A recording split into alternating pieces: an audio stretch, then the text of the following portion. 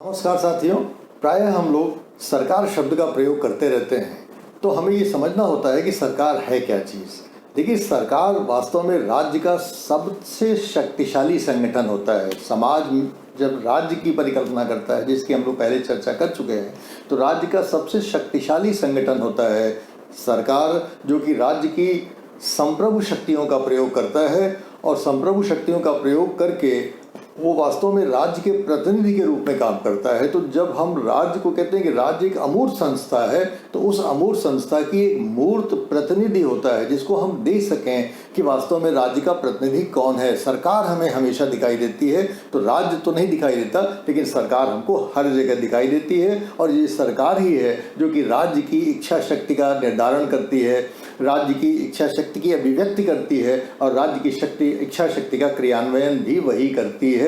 और ऐसा करने में वो 3 प्रकार के कार्यों को करती है। कानून बनाना, जो एक व्यवस्थापिका का अंग होता है, जिसको हम संसद कहते हैं। कार्यपालिका, जो उन कानूनों को लागू करती है। और न्यायपालिका, जो उन कानूनों के उल्लंघन पे दंड देती है। तो इस प्रकार से सरकार राज्य का एक मूर्त प्रतिनिधि है, जो उसकी संप्रभु शक्तियों का प्रयोग करता है, जो उस कानून बनाकर, कानूनों को लागू करके और कानूनों के उल्लंघन पर दंड देकर समाज में शांति और व्यवस्था की स्थापना करता है।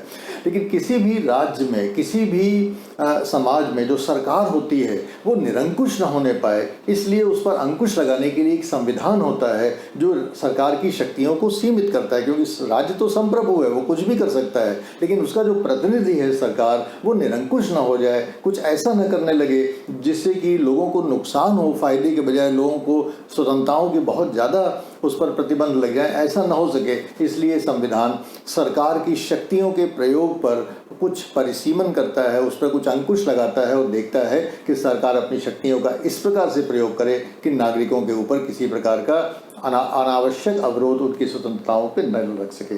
सरकार कई प्रकार की होती है। लोकतांत्रिक सरकार होती है, अधिनायकवादी सरकार होती है, एकात्मक सरकार होती है, संघात्मक सरकार होती है, संसदात्मक सरकार होती है, अध्यक्षात्मक सरकार होती है। नाना प्रकार की सरकारें हो, जिसमें हम लोग समय समय पर चर्चा करेंगे। लेकिन लोकतंत्र में जो सबसे महत्वपूर्ण चीज़ ये है कि इन सरकारों को जनता चुनती है।